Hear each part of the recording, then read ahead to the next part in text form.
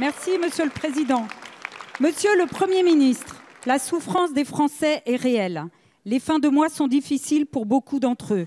Depuis 11 jours, de nombreux Français ont fait le choix d'enfiler un gilet jaune pour vous le dire.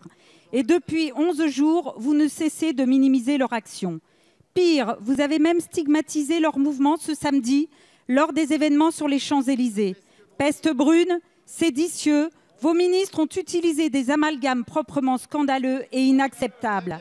Aucune des personnes arrêtées samedi n'était fichée comme appartenant à des groupes d'ultra-droite ou d'ultra-gauche. Votre seule stratégie est de diviser les Français pour masquer vos difficultés face à cette colère. Votre attitude est irresponsable. Vous avez laissé volontairement ce samedi les forces de l'ordre sans consigne claire face à ces casseurs. Vous avez laissé volontairement ce samedi les gilets jaunes en difficulté face à ces événements inacceptables. Vous avez laissé volontairement ce samedi la situation se dégrader en espérant retourner l'opinion publique contre les gilets jaunes. J'ai bien sûr une pensée pour les blessés parmi les forces de l'ordre et les manifestants. Et je tiens à rappeler que l'immense majorité des gilets jaunes a manifesté sans violence. Monsieur le Premier ministre, les Français ne parlent pas de fin du monde, mais de fin de mois. Et l'intervention du président de la République ce matin ne répond en rien aux difficultés des Français. Pire, vous allez créer un énième comité Théodule, le Haut Conseil pour le climat, financé bien évidemment par les impôts des Français. La première mesure attendue par les Français, c'est la suppression de la hausse des taxes sur les carburants. Il vous reste 15 jours pour agir.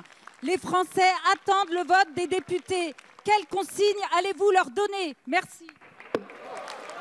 Merci, Madame la députée. La parole est à Monsieur Laurent Nunez, secrétaire d'État auprès du ministre de l'Intérieur.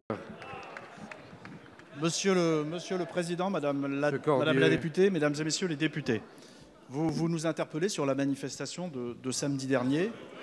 Quelques mots purement factuels pour revenir sur les faits, rien que les faits. Cette manifestation n'était, comme vous le savez, pas déclarée, puisque nous avions, avec le préfet de police, prévu un champ qui était tout à fait acceptable pour cette manifestation, qui était le champ de Mars, et qui n'a pas été retenu par les manifestants.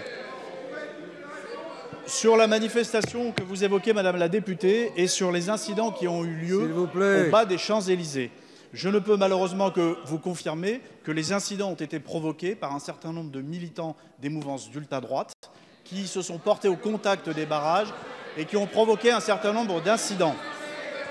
Incidents violents, et les policiers ont été contraints de les repousser et ils ont érigé ensuite un barrage. Monsieur de la Verpillière, vous voulez bien baisser le ton un peu? Méthodiquement, les forces de l'ordre ont dégagé les Champs-Élysées avec beaucoup de professionnalisme, beaucoup de sang-froid, beaucoup de courage et de détermination. Avec Christophe Castaner, nous tenons à leur rendre hommage. Concernant le lien que vous faites entre les interpellations et la participation de militants de la mouvance d'ultra-droite, vous savez très bien, et beaucoup sur ces bancs connaissent les questions d'ordre public, vous savez très bien que les militants de l'ultra-droite viennent faire dégrader les manifestations en début de manifestation, et puis ensuite s'égayent et disparaissent, et on ne les retrouve jamais dans les interpellés. Ça a été le cas en 2013, ça a été le cas en 2014, et c'était aussi le cas samedi dernier. Nous savons qu'ils sont impliqués dans ces débordements. Concernant le rétablissement de l'ordre public, je puis vous assurer que samedi après-midi, tout a été mis en œuvre d'abord pour éviter que des actions violentes soient menées contre nos institutions et qu'ensuite les Champs-Élysées soient rendus le plus rapidement possible, soient libérés le plus rapidement possible de manifestants qui avaient un comportement extrêmement violent. Je vous remercie.